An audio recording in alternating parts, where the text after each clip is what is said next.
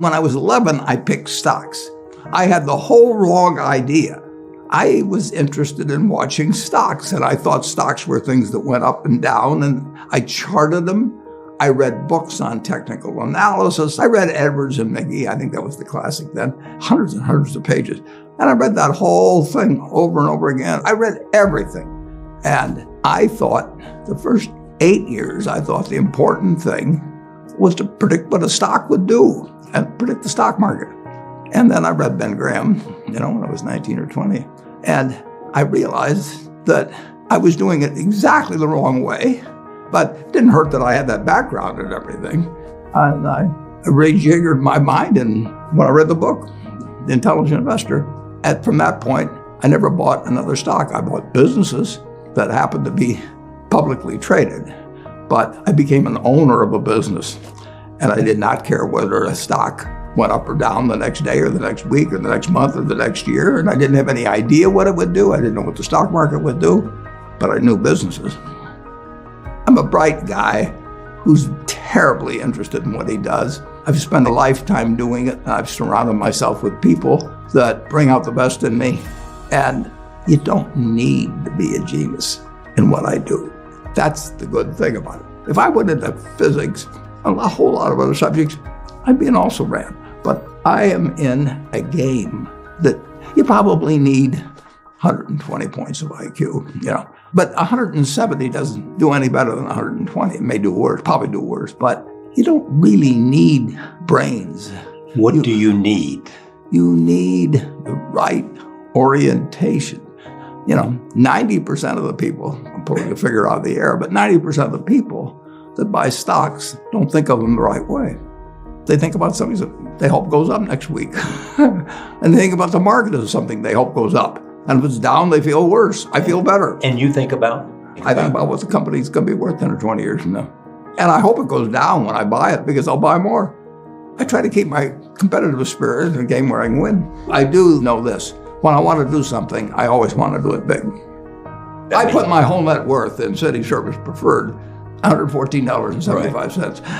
And I've never, since that day, March 11th, 1942, I have never had less than 80% of my money in American business. You can call them stocks. Or equities. But I see them as American business. I've owned a piece of American business, at least 80% at all times. I don't want to own anything else. I want to own a home and things my family wants and all that. But owning 5 homes doesn't mean anything to me because I'm going to be happy in one home, and there's a certain amount of things that go wrong with everything. And if I got 2 homes, I know I've got more problems and I don't have more happiness.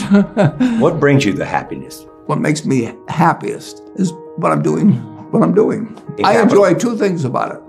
One, I know I'll win over time. That doesn't mean I'll beat everybody else or anything like that. But I'm in a game that's very, very, very easy if you have the right lessons in your mind about what you're buying. I'm not buying stocks. I'm buying pieces of overwhelmingly American business.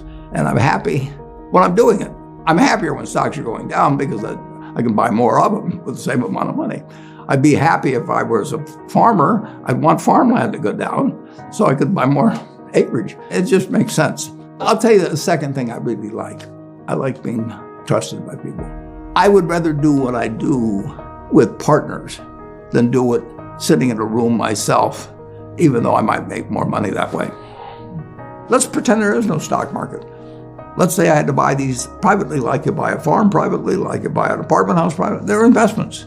So you're looking to say, what can I do with money I've saved to put it away so I feel good about getting it back later under any circumstances, but not necessarily on a given moment. But if I have a farm, it's going to take me a while. But people would be so much better if they actually didn't have a stock market in terms of buying businesses. United States economy, and it's very easy to look at the statistics on it. I mean, more people, a greater percentage of the American population is wealthy now or having more income now than they've ever had.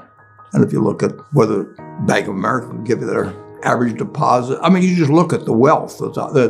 That doesn't mean everybody's wealthy, but it does mean relative to any other period of time, I mean, people have more money now.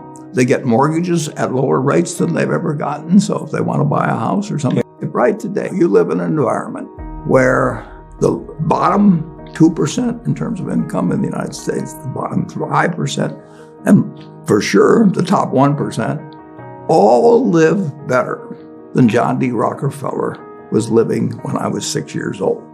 John D. Rockefeller was the richest man in the world. And today, you can get better medicine, better education, better entertainment, better transportation. You can do everything better than he could. It's astounding. That's in my lifetime.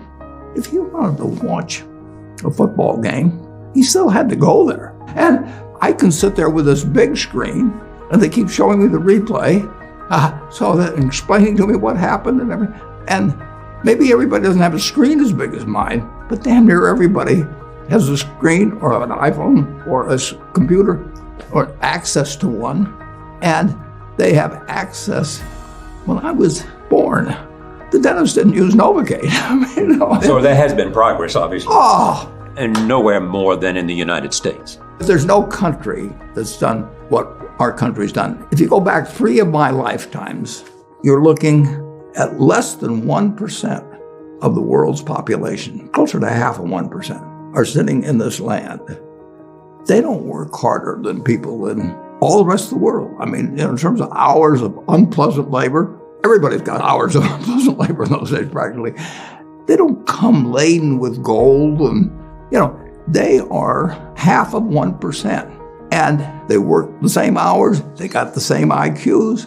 They may be a little self-selected in terms of enterprise, in terms of going across oceans and things. And fast forward a couple of lifetimes, and they've got 20% plus of all the bounty in the world. I mean, that is something that has worked like nothing. Just imagine that.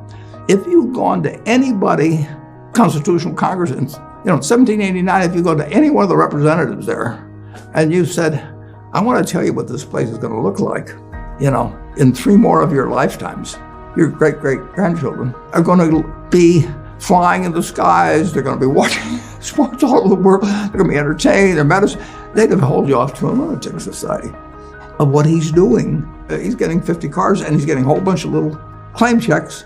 Just think of it. Everything, when Thomas Edison did all the things he did, he made some money, but we're using it. It belongs to us. If you take what an hour of labor delivered to you 100 years ago, and what an hour of labor delivers to you now for you and your family, it's unbelievable.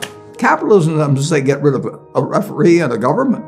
We've got a government that can tell capitalism what to do.